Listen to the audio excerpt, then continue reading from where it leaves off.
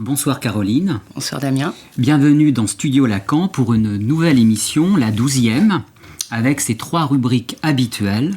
Tout d'abord, un divan dans le monde où nous évoquerons avec nos 2 invités le procès des attentats du 13 novembre 2015, le procès du siècle, pourrions-nous dire.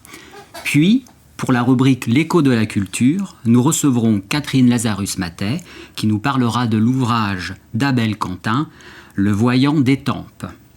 Et enfin, pour la rubrique Actualité de la psychanalyse, nous accueillerons Lilia Majoub qui nous présentera un livre événement, celui de Jacques-Alain Miller, intitulé « Comment finissent les analyses ».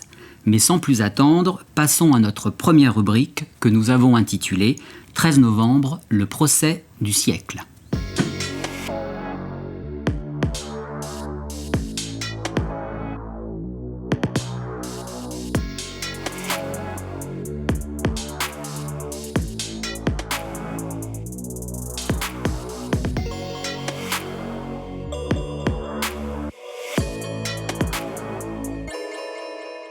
Bonsoir.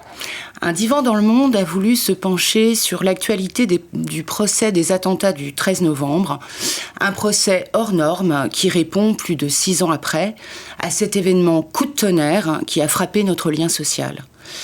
131 décès, pour la plupart des jeunes gens, un chiffre de 1874 blessés établi à ce jour et plus de 5000 consultations psy dans les semaines qui ont suivi. Le procès, qui doit durer plusieurs mois, concerne 20 accusés, mobilise 5 magistrats, plus de 300 avocats et plus de 2000 parties civiles. Pour nous en parler, nous avons invité Aurélie Covio, avocate au barreau de Paris, membre de l'Association nationale des avocats de victimes de dommages corporels. Aurélie Covio, bonjour. Vous représentez de nombreuses parties civiles lors de ce procès. Également invité, le docteur Aymeric Saguin, psychiatre militaire. Bonjour Aymeric. Bonjour. Vous travaillez à l'hôpital d'instruction des armées Bégin, où vous avez reçu de nombreuses victimes en novembre 2015 et continuez à en suivre un certain nombre. Pour commencer, Aurélie Covio, je m'adresse à vous. Pourriez-vous préciser quelle est votre fonction auprès des victimes, des parties civiles qui font appel à vous, et comment concevez-vous votre accompagnement auprès d'elles ? Alors, il y a 2 aspects. Il y a l'aspect du procès pénal et l'aspect du procès civil. Dans le cadre du procès que vous avez appelé procès du siècle, donc celui qui concerne les attentats qui sont survenus le 13 novembre à Paris et à Saint-Denis, 2015. On a d'abord une fonction d'accompagnement, j'ai envie de dire, pédagogique, c'est-à-dire expliquer ce que le procès, ce qu'est un procès, comment ça se déroule. C'est un événement auquel peu de parties civiles ont été évidemment confrontées, et en plus dans des proportions aussi importantes. J'ai envie de dire, c'est une machine énorme. Et de surcroît, outre la dimension hors norme, il y a aussi l'exposition aux agresseurs, qui est quand même une particularité très, très forte chez certaines victimes, enfin chez toutes les victimes d'ailleurs. Donc il faut déjà leur demander la façon dont elles veulent se positionner par rapport à ça. Certaines ne veulent absolument pas en entendre parler, mais veulent quand même être présentes. C'est un procès qui est filmé, qui est aux archives, donc que leur nom y soit cité, qu'elles y soient victimes, ça a un vrai sens, même si elles ne veulent pas y participer autrement qu'en se constituant partie civile. D'autres veulent témoigner, d'autres... voilà. Donc il y a déjà le fait d'obtenir la question de positionnement de chacun de ses clients par rapport au procès, ce qu'elles souhaitent faire. On est d'abord l'avocat de ses clients, et ce qu'il faut quand même le rappeler. Et puis après, il faut préparer le procès, leur demander si elles veulent témoigner, si elles ne veulent pas témoigner, recueillir leur consentement, entendre leurs hésitations, fournir des renseignements, et puis les rassurer, faire en sorte qu'elles n'évoluent pas dans un milieu hostile. Il y a quand même beaucoup de gens en robe, c'est quand même l'appareil de justice qui fait partie de la fonction sociale de la justice peut être évidemment impressionnant pour les victimes. Donc voilà, c'est d'abord un accompagnement qui est de faire en sorte de donner une espèce d'humanité à ce qui pourrait ne sembler n'en avoir aucune. C'est d'abord ça, notre travail, je crois. Alors vous, Aymeric, donc vous intervenez très tôt auprès des victimes, mais ensuite, comment situez-vous votre place au sein du dispositif plus large déployé autour de la victime ? Comment vous inscrivez-vous au sein de la temporalité de la procédure judiciaire qui est bien évidemment différente de celle propre au fonctionnement psychique, aux soins psychiques ? Effectivement, la temporalité des intervenants médico-psychologiques est quelque peu différente. Nous intervenons d'une certaine manière plus tôt, dès les premières heures qui suivent l'attentat, et également plus tard, bien au-delà du procès. On distingue classiquement 3 temps dans nos interventions. Il y a les interventions qu'on appelle immédiates, dans les heures qui suivent les attentats. On parle à ce moment-là de diffusing, ou en français de désamorçage. Il s'agit d'aller au-devant des victimes, de les rassurer, de leur redonner des repères, dans un moment où elles sont très souvent désorganisées. Il s'agit de restituer une humanité qui a été mise à mal.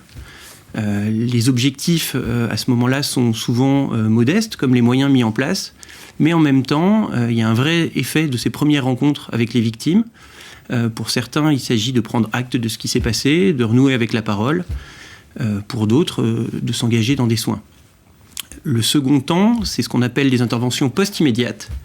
Là, on se situe plusieurs jours après l'événement traumatique. Dans le cadre des attentats, c'était 5 jours à 2 semaines après. Et on réalise à ce moment-là un entretien médico-psychologique individuel dont le but est de clore le temps de la crise. L'individu va pouvoir revenir sur son histoire, pouvoir verbaliser ses pensées à ce moment-là, ses émotions, et également pouvoir entrer dans une démarche de soins à plus long cours. Et à chacun de ces temps, bien sûr, on apporte une information sur le dispositif médico-social qui est en place et comment elles peuvent être accompagnées.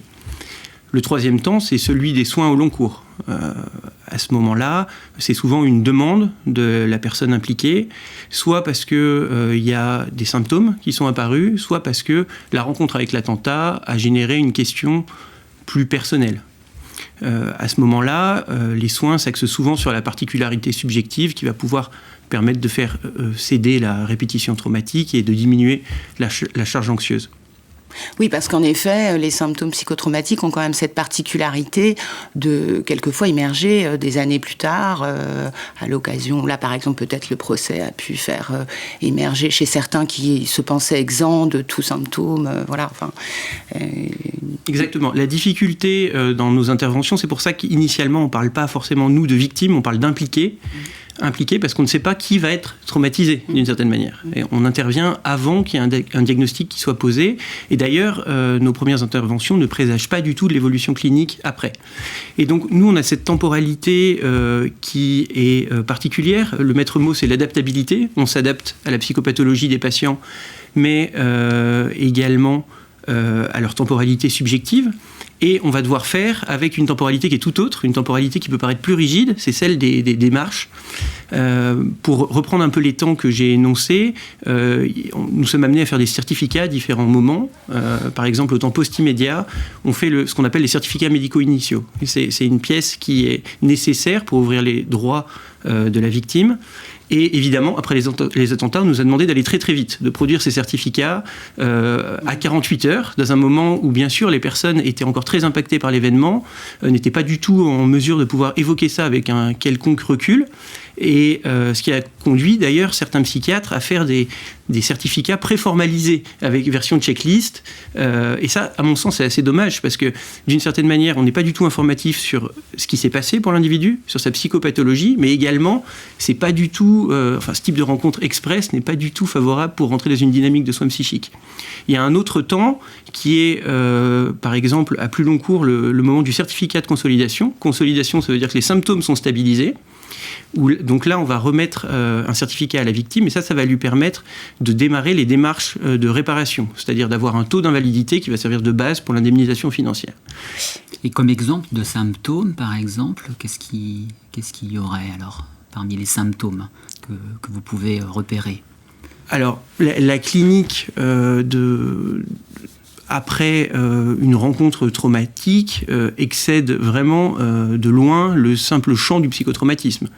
Donc effectivement, il y a les personnes pour qui il y a eu effraction, un traumatisme psychique. Et là, ce qui caractérise le mieux cette pathologie, c'est le syndrome de répétition traumatique, des cauchemars, un envahissement par des images, des pensées qui sont en lien avec l'événement.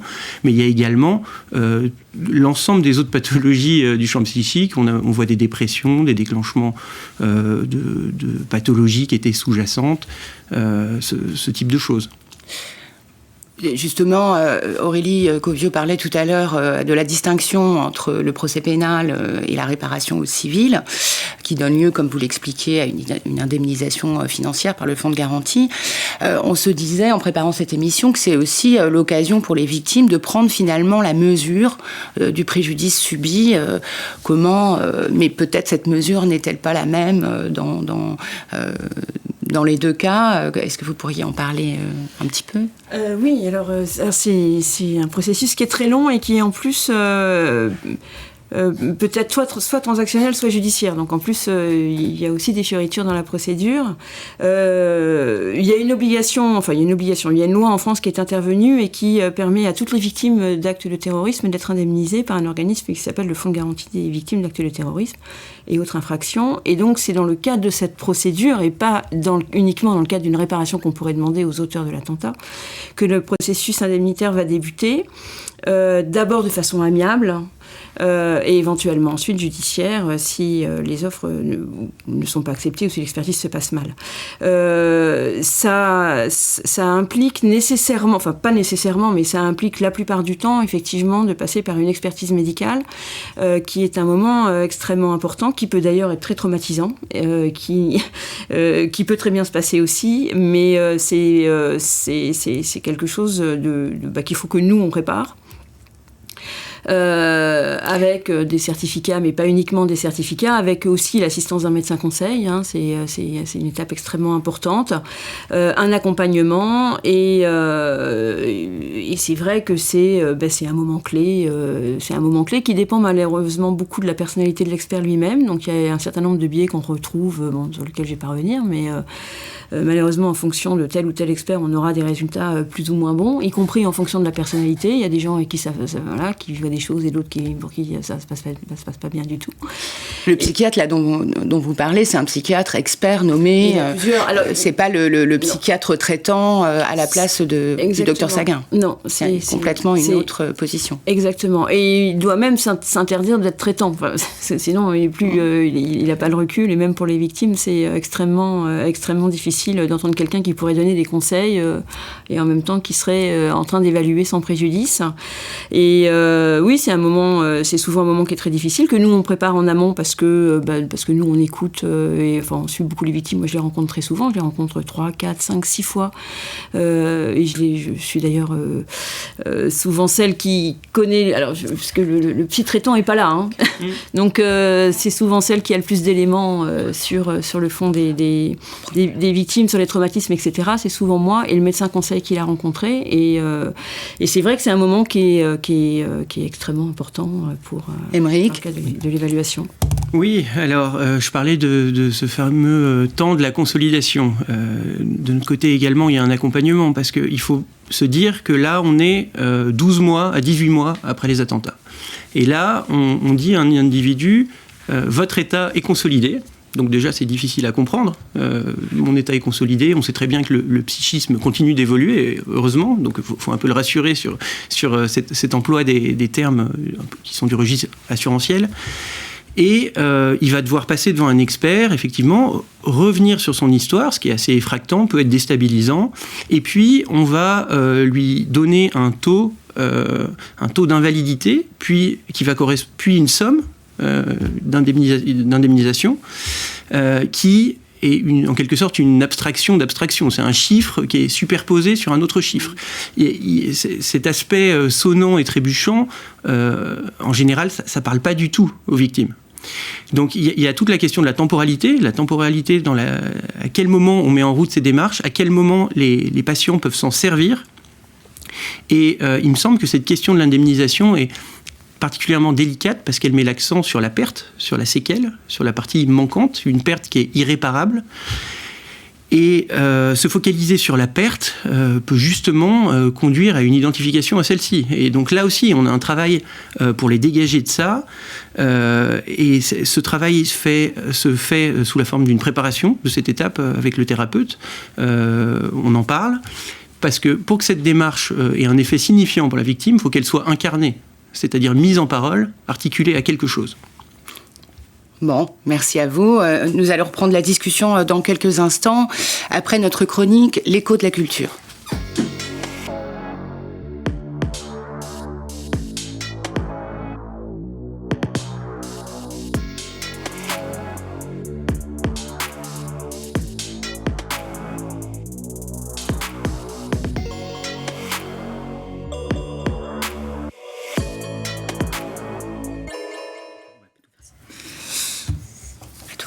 Nous recevons donc aujourd'hui, pour la rubrique L'écho de la culture, Catherine Lazarus-Mathey, psychiatre et psychanalyste à Paris, membre de l'école de la cause freudienne, qui va nous parler du dernier livre d'Abel Quentin, Le voyant d'Étampes. Alors, chère Catherine, pourquoi ce livre ? Eh bien, parce que j'ai trouvé bienvenu que ce soit un roman, c'est-à-dire une forme qui s'adresse à un public plus large que celui des essais, qui traite des lois que je dirais problématiques de l'assignation ou de la protestation identitaire, de l'indignation identitaire. Et en fait, c'est très bien fait, dans un climat, dans une ambiance de comédie humaine, qui est d'ailleurs très foisonnante. Ce résumé ici n'en donnera pas la mesure. Et voilà, donc ça se lit très bien en plus de ce thème. Alors, Abel Quentin, qui a 36 ans, raconte le parcours chaotique d'un homme de 65 ans, Jean Roscoff. Et Jean Roscoff est un homme de gauche, il a milité à SOS Racisme, et il va se trouver en butte à la violence extrême du wokisme. Alors, pour donner une idée un petit peu de ce qui est écrit, ça commence par un échange que je trouve un peu caricatural, mais qui donne bien le ton. Un échange encore assez doux entre Roscoff et Jeanne, qui est la petite amie de sa fille, qui est une intersectionnaliste décoloniale convaincue. Donc il lui dit lors d'un échange « Nous sommes tous des enfants d'immigrés ». À quoi elle rétorque « Et c'est quoi ça ? Vous trouvez pas que ça suffit, qu'on leur a assez confisqué leur voix, qu'il est temps de les laisser parler ?» Et donc ça donne tout à fait l'idée du ton, c'est-à-dire que ce slogan universaliste que nous connaissons bien est non seulement devenu has-been, mais maintenant tout à fait irrecevable. Voilà. Et qui est donc Jean Roscoff, alors, ce personnage qui se décrit comme une promesse non tenue ? Alors, Jean Roscoff, il se dit universitaire raté, mari raté, père raté et alcoolique. Et jeune, il a publié un livre de 500 pages sur Ethel et Julius Rosenberg, et ça a fait un flop magistral. Car au moment de la sortie du livre, le monde entier a appris que les Rosenberg étaient bien des espions à la solde des soviétiques. Donc plus tard, Roscoff espère encore au moment de la retraite un succès à venir, et il publie un livre sur un poète et musicien américain, Robert Willow, qui est un communiste qui a renié son engagement, puis est venu à Paris partager l'ambiance, l'atmosphère existentialiste, et finira par s'isoler à Étampes pour se consacrer entièrement à la poésie. Alors, mais là, on peut dire funeste erreur de Roscoff. Le poète était noir, on dirait afro-américain aujourd'hui pour être correct. Le poète était noir et Roscoff n'en a pas fait mention. Il est donc accusé de l'avoir déracisé et il ne connaîtra plus jamais ni succès ni la paix, pour n'avoir vu, comme il dit lui-même, que le poète frère, son frère mélancolique. Et d'ailleurs, en fait, s'il avait mentionné la couleur de peau du poète, c'est en fait la cancel culture qui lui serait tombée dessus. Il aurait été pilonné par l'idée d'appropriation culturelle. Donc voilà, et à la suite de ça, il devra faire face à un déchaînement de menaces sur Internet, de violences réelles, de couardise de certains proches, et il sera soutenu, on devine par qui, par l'extrême droite. Mais un aspect du livre de Quentin, abondamment commenté, semble avoir peu retenu l'attention, à savoir la place de la poésie. Oui, alors ça, c'est un fil que j'ai tiré, moi, dans l'ensemble de ce livre qui est assez riche, parce que j'ai trouvé que le choix par Abel Quentin d'un poète venait bien mettre l'accent sur l'écart, le mur qu'il y a entre la création et les assignations identitaires. Un mur qui bride plutôt la singularité. Et d'ailleurs, les poèmes de Willow, dans le récit, dans le roman, passeront à la trappe, finalement. La poésie ne retiendra personne. Et je dirais qu'au fond, en plus, par rapport à ce mur, le roman nous fait en fait circuler entre deux murs, ce mur contemporain et le mur de la guerre froide, en passant par la gloire à certains moments de la gauche et ses dérives, et beaucoup de personnages marquants du XXe siècle qui ont contribué à cette histoire. Et puis, ensuite, il y a une répétition inconsciente qui préside aux actes de Jean Roscoff que je ne dévoilerai pas, et de même que je ne dévoilerai pas la suite du livre. Mais cette répétition inconsciente me permet de faire un saut vers Jacques Lacan, qui se disait, comme vous le savez, pas poète assez. Ceci pour aller dans le sens pour le dire vite ici, du versant créationniste du langage. Et j'avais aussi en tête, en lisant ce livre, un petit point du cours de Jacques-Alain Miller, son cours qui s'appelait Un effort de poésie, à propos d'Edgar Poe, qui parlait de l'utilité directe de la modernité qui chasse la poésie n'ayant pas d'utilité directe. Enfin, pour conclure, il y a Camus présent dans le roman, qui lui annonçait en 1948 l'entrée dans un siècle de polémiques et d'insultes, sans dialogue. Il ajoutait un monde sans hommes, un monde de silhouettes, donc loin de la poésie. Alors, est-ce qu'Abel Quentin évoque la psychanalyse dans son livre ? Alors, il l'évoque juste une fois sur un mode ironique, quand Roscoff imagine sa femme parlant de lui à son psychanalyste, son ex-femme parlant de lui à son psychanalyste, qu'il décrit comme un chauve qui ressemblerait à Michel Foucault. Merci voilà. Catherine Lazarus-Mathey. Alors nous allons reprendre notre conversation autour du procès donc, des attentats du 13 novembre 2015 avec nos deux invités, Aurélie Covio, avocate, et Aymeric Saguin, psychiatre.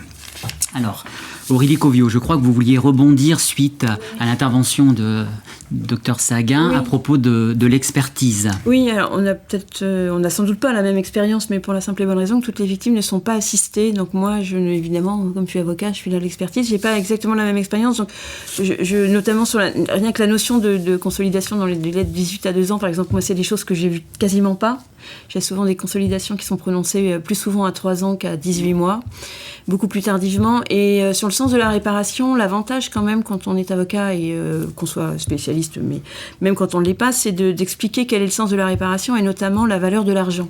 En droit français, il n'y a pas d'autre réparation que l'allocation d'une somme d'argent. Ça paraît bête, mais déjà d'expliquer à des victimes qu'il n'y a pas d'autre façon de faire et leur expliquer pourquoi ça va être sous forme d'argent, ça a déjà tendance à enlever cette espèce de fond que moi je ressens, parce que je ne fais que ça, donc je ne vois que des victimes, de fond de culpabilité à recevoir l'allocation d'une somme d'argent pour une victime est toujours quelque chose qui est perçu très négativement.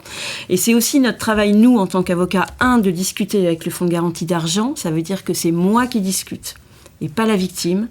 Et c'est quand même, pour elles, c'est quand même, je pense, d'ailleurs c'est pour ça qu'ils nous viennent, c'est que c'est quelque chose qu'ils n'ont pas à faire et c'est quelque chose qui leur coûte énormément parce que sinon c'est compliqué. Et ça les déculpabilise aussi par rapport à la valeur de l'argent. C'est affreux, mais il y a pas, enfin, c'est comme ça, il y a plein de raisons pourquoi on fait une réparation sous forme d'argent. Mais c'est quand même, je pense, le sens de notre présence auprès des victimes dans la réparation. C'est aussi que nous prenons sur nous cette place-là et qu'ils n'endosent pas quand ils ne sont pas assistés. Donc voilà, c'était juste que je voulais, c'était une expérience. Alors pour revenir au procès, oui. à proprement parler, donc il a donné aux victimes un espace de parole important, même si ce n'est pas sa visée première. Alors pouvez-vous nous dire quelle place tient la victime au sein d'un procès au pénal et comment y saisir la difficile et néanmoins importante question du témoignage de la victime? Alors, ça c'est une grande question qui intéresse nombre de pénalistes et qui fait l'objet d'ailleurs de discussions parfois extrêmement âpres, de savoir quelle est la place de la victime. Est-ce qu'on va faire un procès uniquement entre les accusés et un procureur et les juges, et est-ce qu'on fait une place aux victimes? Alors en droit français, oui, il y a une place qui est prévue dans le code de procédure pénale et qui, heureusement, en dépit du nombre, a été strictement respectée dans ce procès. La particularité de ce procès, et le président l'a ouvert en indiquant qu'il était hors norme, c'est d'abord le nombre des parties civiles. Là, on est à plus de 2000. Et c'est vrai, comment on fait de la place à 2000 parties civiles? Alors, c'est une espèce de quadrature un peu curieuse de se dire, il y en a tellement, on les écoute pas. Mais en même temps, le crime est d'autant plus atroce que les victimes sont nombreuses. Et donc, on était finalement dans cette espèce de questionnement. Et la place des victimes a été faite, évidemment. Et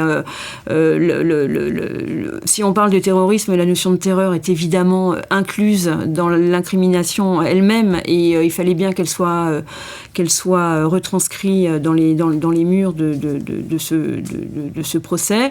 Et ça a eu lieu. C'est vrai qu'on les a entendus, on les a pas toutes entendues parce qu'il y en a eu tellement qu'il y aura vraisemblablement d'autres auditions qui vont être programmées à partir du mois de mars, c'est ce que nous a dit le président, mais ça a été un moment qui a été extrêmement important, pas seulement pour la face du monde qui les a entendus, parce que enfin on a eu des gens en direct, sans filtre, qui étaient là, et des gens qui n'avaient parfois jamais parlé, mais on a eu aussi des réactions, et on a vu la diversité, on a vu toute l'horreur qu'il y avait. Il n'y a pas que l'horreur, il y a aussi un certain nombre d'humanités. Oui, j'imagine aussi qu'elles témoignent toutes d'une manière très singulière. Oui, et puis il y a des témoignages très différents. Il y a les proches de ceux qui ont perdu quelqu'un, ceux qui ont survécu, ceux qui ont noué des liens, ceux qui sont exclus. Enfin, il y a une diversité, ceux pour qui le travail a été un refuge, ceux pour qui l'incidence professionnelle a été un espèce de séisme et n'ont plus de place nulle part. Donc ça a permis aussi de prendre la mesure de la singularité des séquelles, qui sont évidemment toujours très personnelles. Ça a permis aussi de s'apercevoir que sous des dehors finalement un peu banaux et un peu lisses, il y avait des grandes fractures qui se sont exprimées, et ça fait effectivement ça, et puis l'horreur des faits. Enfin, je veux dire, on était tous certains, on avait même du mal à pas pleurer.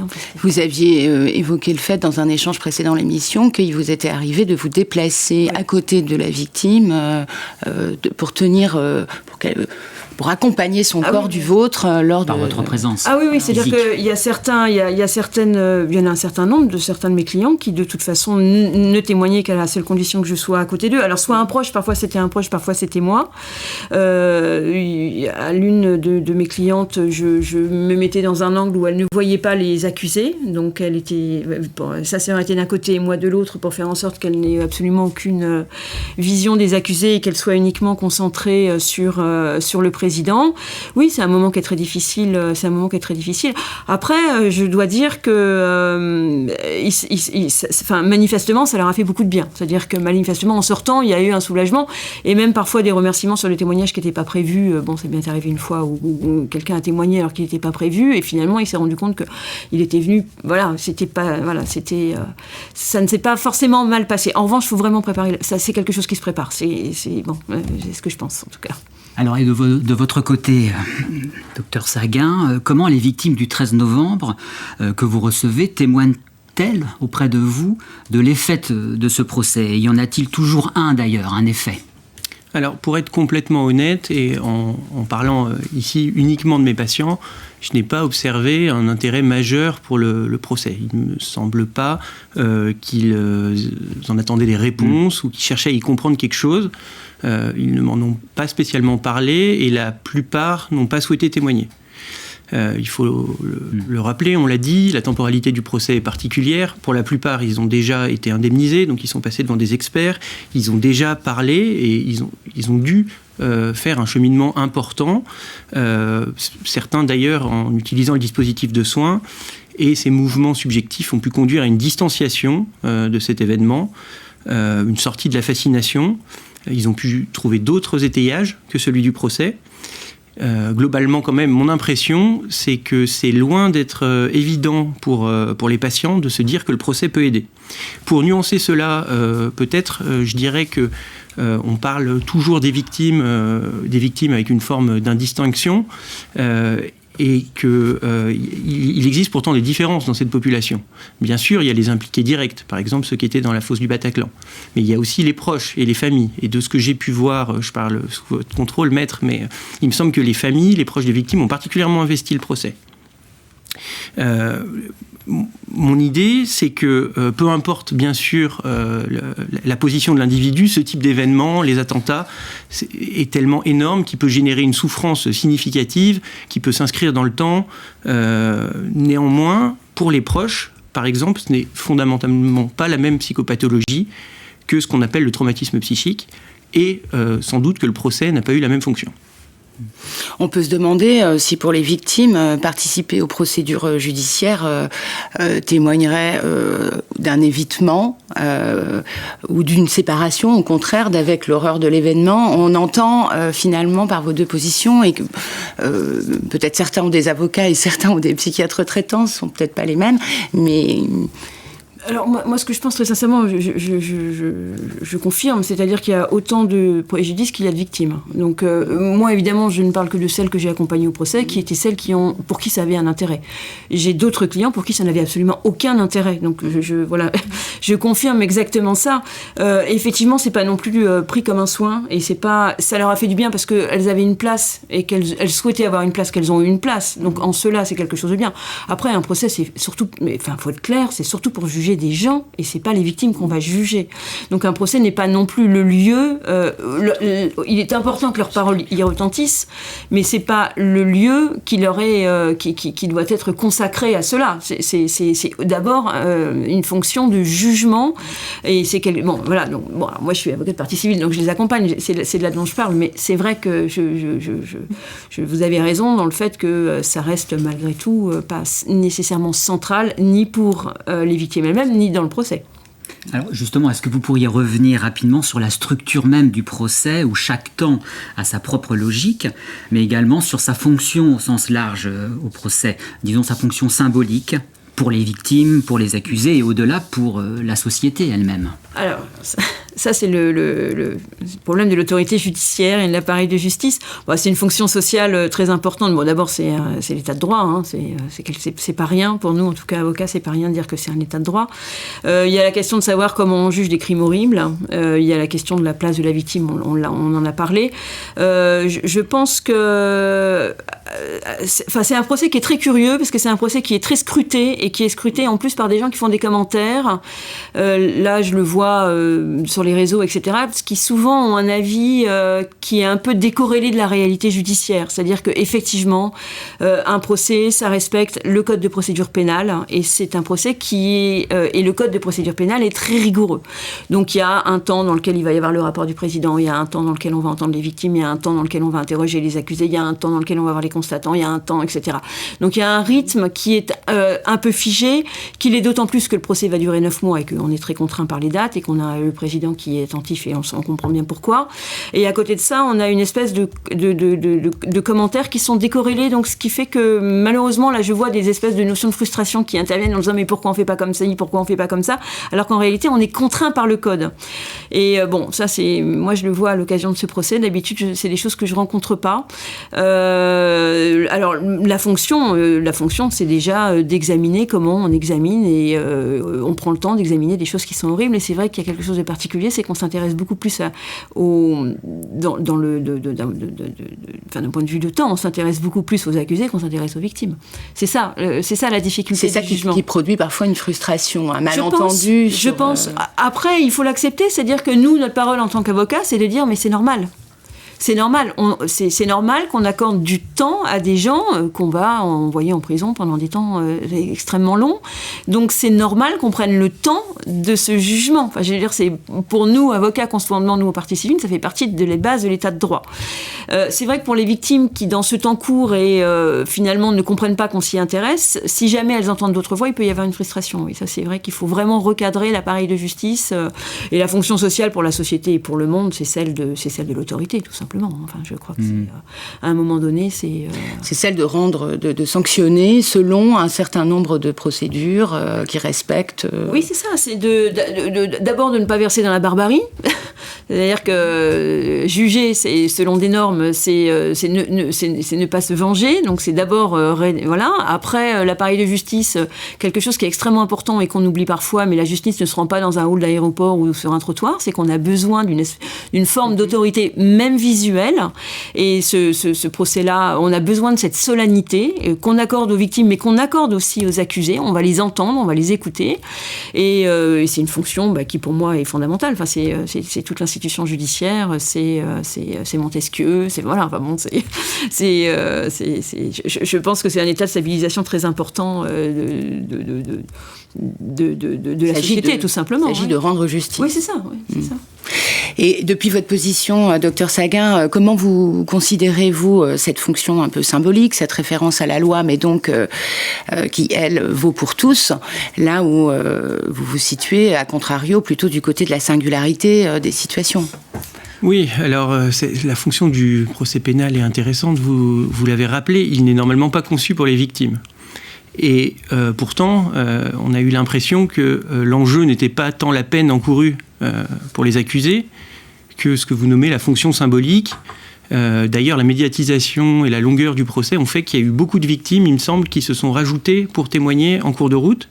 Donc il y a des victimes qui ont été impliquées du fait du procès alors qu'elles ne souhaitaient pas témoigner initialement. Et ici, encore une fois, je peux parler que de mon point de vue de clinicien. Ce qui prévaut, c'est la grande variabilité des réactions interindividuelles après un événement de ce type. Et il ne me semble pas que le procès soit un passage obligé. Il y a d'autres traitements possibles que le procès. Et du côté de l'individu, j'entends. Et il me semble que c'est assez heureux ce que vous avez pu dire, puisque tant du côté des cliniciens que du côté de l'appareil de justice, on ne va pas vers ce qui serait un forçage social de la parole, mais simplement on essaye de créer des conditions de possibilité pour que la parole puisse être mise en fonction. Enfin, n'oublions pas que si ce procès a une fonction symbolique, il me semble que c'est important d'avoir en tête qu'il peut déployer un imaginaire qui peut générer des effets. Parfois venir faire répétition d'un insupportable pour certains individus, d'un événement qu'ils préféraient occulter ou dans lequel ils ne se reconnaissent plus. Et toute parole adressée à un autre, d'autant plus quand il y a une médiatisation importante, on a tous vu les vignettes des journalistes qui reprenaient certains témoignages et pas d'autres, est susceptible de générer une forme de rivalité, parfois entre les victimes elles-mêmes. Moi, j'avais un patient qui était au Stade de France qui disait « Nous sommes des victimes de seconde zone ». Et il me semble, pour terminer, que là, on parle du procès comme d'une chose en soi, comme s'il jouait un rôle. Mais on peut le voir autrement, on peut le voir plutôt comme une étape, un temps logique, une scansion, un moment où l'horreur est qualifiée de crime, un moment où l'on replace la loi, la chose à laquelle nul n'échappe. Et ce n'est pas le procès qui traite en tant que tel, mais c'est plutôt la ponctuation qu'il induit, qui peut, dans certains cas, générer un effet de clôture. Et puis, il reste de l'incurable, oui. Malgré le procès, au plan social comme au plan pour chacune des victimes, il reste quelque chose qui ne sera pas traité, en effet. Bon, merci beaucoup, Aymeric Saguin, Aurélie Covio, pour vos éclairages aussi précis que passionnants. Nous allons à présent passer à notre rubrique « Actualité de la psychanalyse ».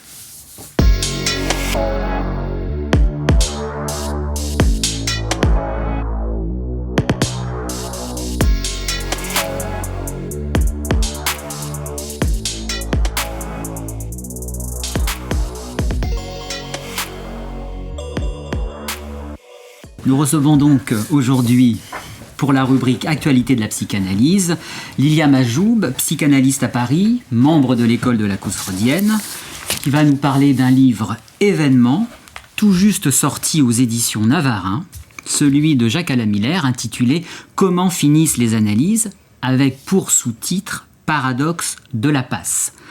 Je vous laisse la parole, chère Lilia. Comment finissent les analyses ? C'est sous ce titre audacieux et attrayant que paraît donc ces jours-ci le livre de Jacques-Alain Miller.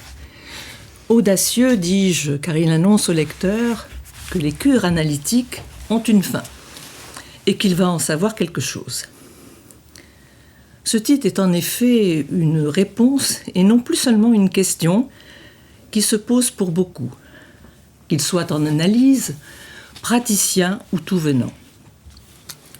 Ce livre, comme l'écrit son auteur, est un recueil de textes qui parurent dans les publications de l'école de la cause freudienne, auxquels s'ajoutent quelques transcriptions choisies du cours de Jacques-Alain Miller, cours de psychanalyse tenu pendant 30 ans. Ces écrits se rapportent tous à une invention de Lacan pour son école et qui porte le nom de passe. Il s'agit d'une pratique que Lacan proposa en 1967 pour éclairer et savoir comment une personne qui le désire devient psychanalyste au terme de son analyse. Car pour Lacan, devenir analyste ne relevait pas d'une formation universitaire, pas plus d'un cursus propre à la société psychanalytique, ou à une société psychanalytique plutôt, et non plus d'une décision autoproclamée.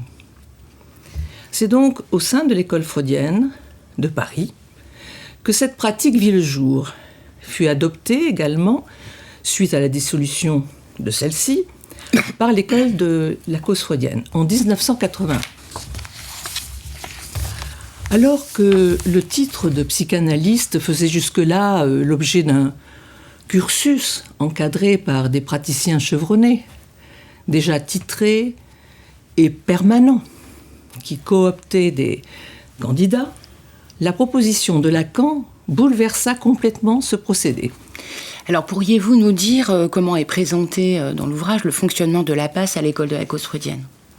À l'ECF, qui applique cette proposition depuis sa création, le jury concerné est une commission composée de 2 petits groupes, on appelle cartels, réunissant à la fois des psychanalystes et des analysants, élus ou tirés au sort, qui permutent tous les 2 ans et qui ont pour tâche et mission d'évaluer et d'éclairer le point de la fin d'analyse de l'impétrant à la passe, c'est-à-dire le passage de l'analysant à l'analyste. Rajoutons que le témoignage du passant est recueilli par 2 passeurs, 2 analysants, chacun choisi par leur analyste, n'ayant pas encore conclu leur analyse, mais en voie de le faire, et donc à même, comme le formule l'auteur, Jacques-Alain Miller, d'apprécier si oui ou non le candidat, appelé passant, était lui au-delà du point qu'ils avaient atteint. Ils rapportent, ces 2 passeurs, ils rapportent ensuite ce témoignage, ainsi que leur appréciation au cartel désigné. Le titre de psychanalyse, donc AE, auquel prétend le candidat, sera délivré ou non par le jury. Cela dépendra, en toute logique, de l'analyse que celui-ci aura faite.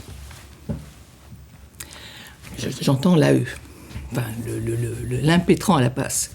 C'est donc l'analyse, et plus précisément le terme de celle-ci, c'est-à-dire ce passage de l'analysant à l'analyste, qui sera traité et jugé par la commission de la passe. Les 38 écrits que rassemble ce livre ont le style de Jacques-Alain Miller, c'est-à-dire clair, vif et bien souvent drôle. Il concerne une période qui s'étale de 1977 à 2002, qui commence donc au temps de l'EFP, Ensuite, il y a l'ECF.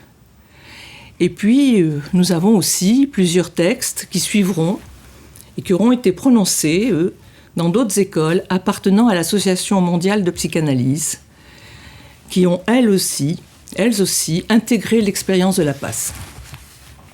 Ces écrits suivent une trajectoire historique qui rend compte de la logique en jeu et de l'implication de cette logique dans l'expérience qui s'est étendue mondialement. Ayant lu tous ces textes, voire relus, pour être moi-même de la génération issue de l'EFP, j'ai mesuré l'impact que ce livre aura pour les générations suivantes et pour celles plus récentes qui vont le découvrir. Nous y trouvons dans ce livre un commentaire sans pareil de la passe, qui fait partie intégrante de l'enseignement de Lacan. Et en effet, je cite à nouveau l'auteur, la proposition de 67 de Lacan installe l'institution au cœur de l'expérience analytique, puisqu'il ne s'agit plus d'authentifier un exercice suffisant de la pratique, mais d'authentifier un moment interne à l'analyse du sujet.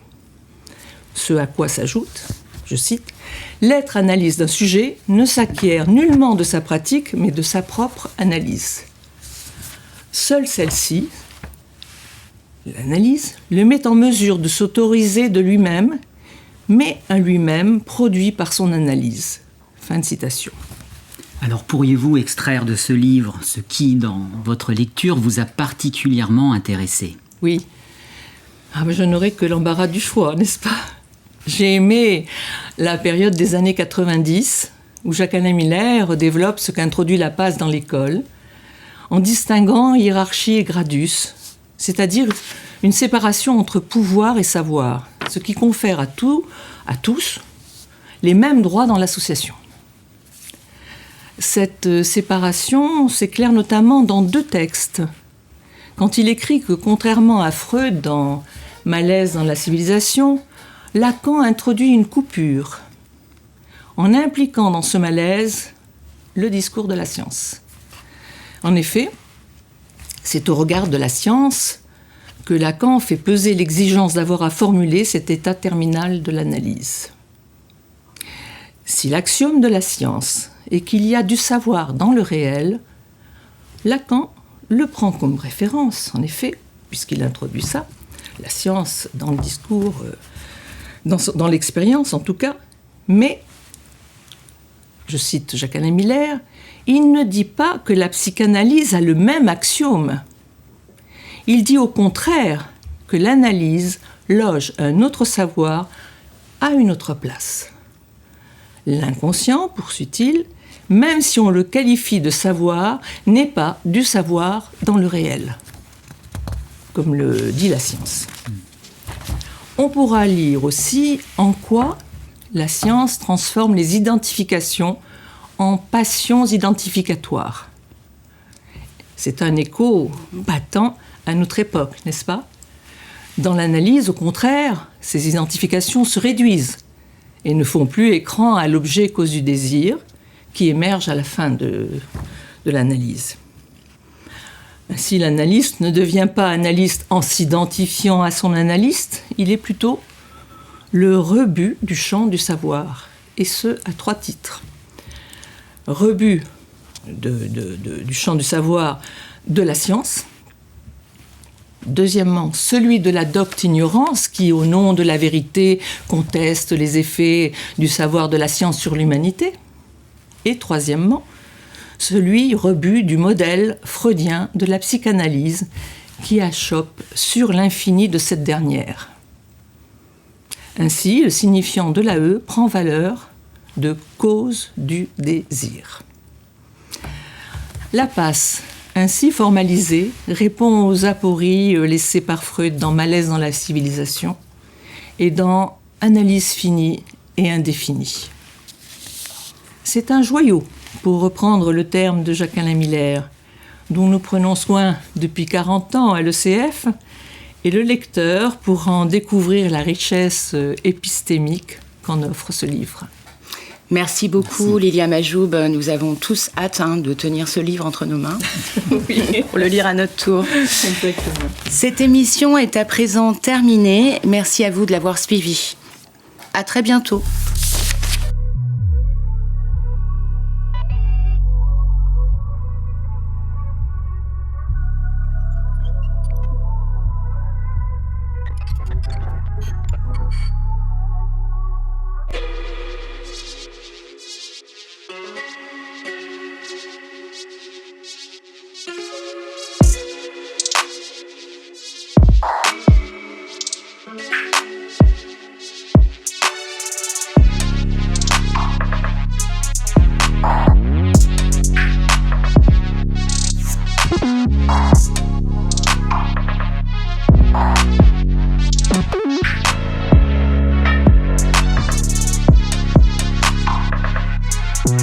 Mm.